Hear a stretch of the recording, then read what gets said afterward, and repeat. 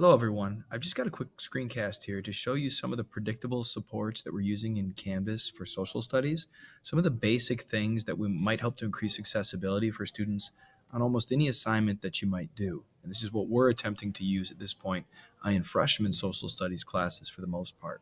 So I've got here one type of assignment on the screen. This one's about writing a thesis for an essay that they had to do in the Great Depression. With an assignment like this that requires a little bit of creativity and it's simply not filling in the blank, we like to provide a couple of different supports to help students create in this case, the thesis and also topic sentences that they need to progress with their writing.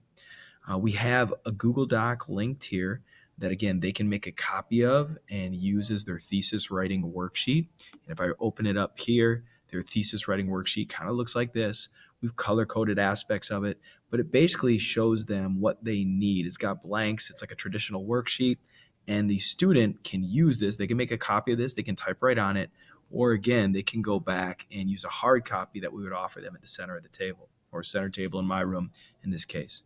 We also offer them a student example. So what we might have is another Google Doc linked that shows an example that a student has done. And we might create this, try to pick something that won't be necessarily giving them their answer, but we'd have an example of what it should look like perhaps when it's completed.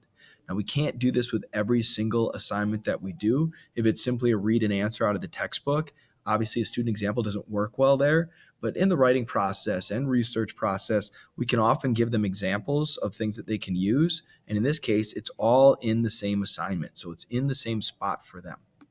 Lastly, we might screencast that student example. So do a video like the one you're seeing now, explaining the student example and what that student has done, just to give them a roadmap of what they might want to do. And it's no big deal, but here it is in YouTube over here, the screencast of that example, which again offers closed captioning for students if they need it.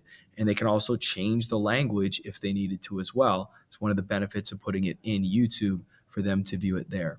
So to recap that assignment, some supports that are put in, the option of an online copy versus hard copy, the idea that we'll have an example that they can look at when appropriate, and a screencast of that example to help those that still may not understand just from looking at that student example.